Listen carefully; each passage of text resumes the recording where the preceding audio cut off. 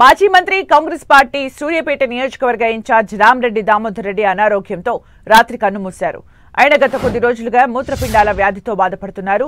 సూర్యాపేట జిల్లా తుంగతుర్తిలోని ఆయన నివాసంలో ఉంటూ అక్కడే చికిత్స పొందుతున్నారు. తీవ్ర అస్వస్థతకు గురి కావడంతో వారం రోజుల క్రితం హైదరాబాద్లోని ఏఐజీ హాస్పిటల్కు తరలించగా అక్కడ చికిత్స పొందుతూ తుది శ్వాస విడిచారు. ఈ నెల 4న తుంగతుర్తిలో అంత్యక్రియలు నిర్వహించనున్నట్లు కుటుంబ సభ్యులు తెలిపారు. ఖమ్మం జిల్లా పాతలింగాల గ్రామానికి చెందిన రామరెడ్డి నారాయణ రెడ్డి, కమలమ్మ దంపతులకు 1952 సెప్టెంబర్ 14న జన్మించారు. ఉమ్మడి నల్గొండ జిల్లాకు శ్రీరామ్ సాగర్ జలాలను తరలించేందుకు విశేష కృషి చేశారు. తుంగతుర్తి నియోజకవర్గం నుంచి 1985 నుంచి 2009 వరకు 5 సార్లు పోటీ చేయగా 4 సార్లు గెలుపొందారు. ఒక్కసారి మాత్రమే ఓటమి పాలయ్యారు. 1988, 1989లలో కాంగ్రెస్ ఎమ్మెల్యేగా గెలిచారు.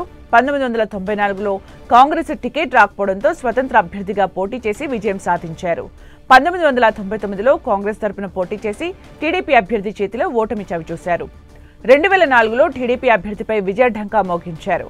సూర్యాపేట నియోజకవర్గం నుంచి 2009లో నాటి టీఆర్ఎస్ అభ్యర్థిపై గెలుపొంది వైఎస్ మంత్రివర్గంలో ఐటీ శాఖ మంత్రిగా పనిచేశారు. ఆ తర్వాత 2014, 2018, 2023 ఎన్నికల్లో పరాజయం పాలయ్యారు. మాజీ మంత్రి రామరెడ్డి దామోదర్ రెడ్డి మృతిపై ముఖ్యమంత్రి రేవంత్ రెడ్డి దిగ్భ్రాంతి వ్యక్తం చేశారు.